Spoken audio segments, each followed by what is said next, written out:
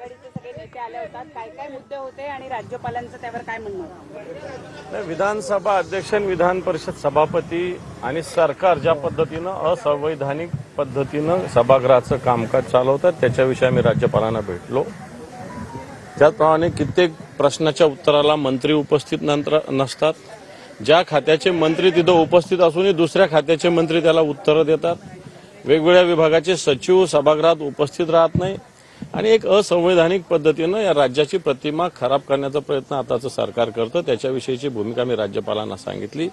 राज्यपालांनी निश्चित दोन्ही सभागृहाचे जे सभापती आणि अध्यक्ष आहे, मुख्यमंत्री यांना बोलावून या सगळ्या गोष्टी त्यांच्याशी चर्चा करेल अशा पद्धतीची भूमिका राज्यपालांनी घेतलेली आहे. विरोधी पक्ष नेत्याच्या संदर्भामध्ये काही बिलकुल आम्ही तोही मुद्दा आम्ही विरोधी पक्षनेत्या संदर्भात ही भूमिका मांडली. विरोधी पक्षनेत्याचं प्रस्ताव आम्ही दिलेला आहे. त्यांनी एक तर स्वीकारावं नाही तर नाकारावं.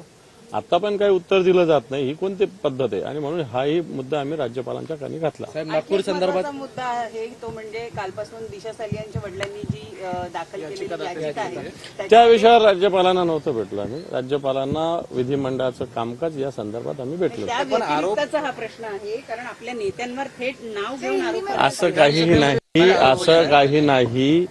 अजून ही याचिका कोर्टात दाखल आहे.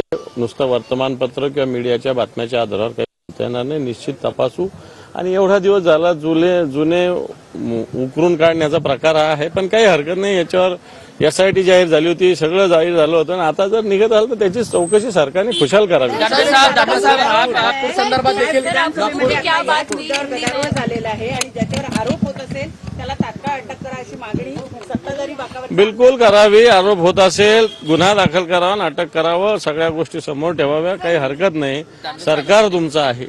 हिंदी में राज्यपाल से मिलने के लिए गए थे क्या कुछ बातचीत हुई है नागपुर हिंसा को लेकर? नहीं हमने वो नहीं, हमसे जो विधिमंडल का जो पार्लियामेंट्री कामकाज है वो ठीक से नहीं हो रहा, इनलीगल हो रहा, यही भूमिका के लिए हम गए थे. आदित्य ठाकरे को लेकर जो दिशा सालियान वाला मुद्दा कुछ दम ने उसमें सिर्फ बीजेपी कर रही है. आदित्य जी को टारगेट कोई हरकत नहीं. आदित्य जी